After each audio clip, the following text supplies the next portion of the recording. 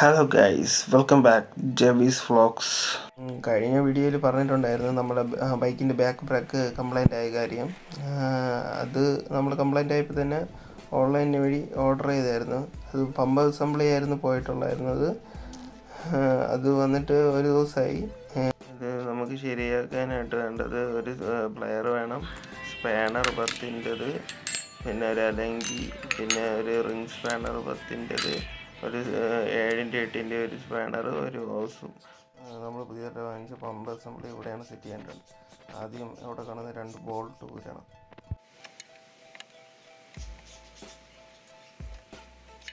അടുത്ത് ഊരേണ്ടത് ഈ അലങ്കി ബോൾട്ടാണ്.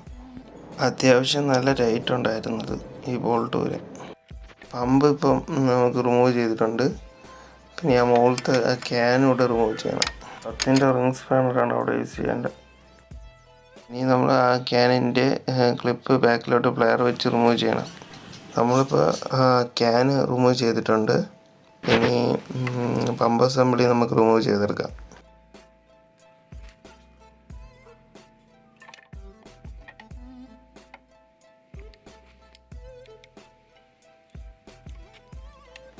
പിന്നെ നമുക്ക് ഇത് മാറ്റിയിട്ട് നമ്മൾ ഓർഡർ ചെയ്ത പുതിയ സാധനം ഇതിലേക്ക് ഇൻസ്റ്റാൾ ചെയ്യാം. ബ്രേക്ക് ലൈറ്റിൻ്റെ കണക്ഷൻ പൊട്ടിപ്പോയി ഗൈസ്. ഇനി നമ്മൾ ഈ ബ്രേക്ക് ലിവറിൽ ഈ പമ്പ് അസംബ്ലി സെറ്റ് ചെയ്യണം.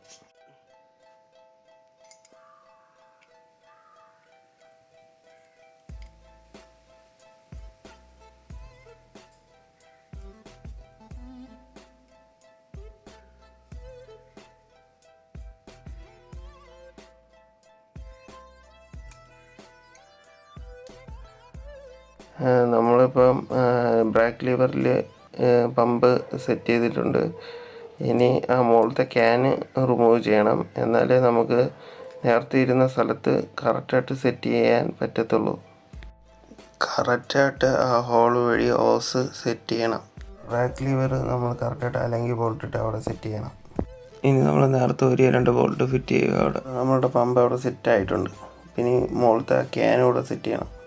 ഇവിടെ നമ്മൾ ആ ക്യാനും സെറ്റ് ചെയ്തിട്ടുണ്ട് ഗൈസ്. കാലിപ്പറിലേക്ക് പോകുന്ന കണക്ഷൻ 10-ൻ്റെ സ്പാനർ ഉപയോഗിച്ച് അത്യാവശ്യം നല്ല രീതിയിൽ ടൈറ്റ് ചെയ്യേണ്ടതാണ്.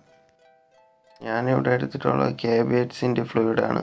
ഫ്ലൂയിഡ് ക്യാനിൽ ഫിൽ ചെയ്തിട്ട് ബ്രേക്ക് ലിവർ പ്രസ് ചെയ്ത് ആവർത്തിച്ച് ചെയ്യണം.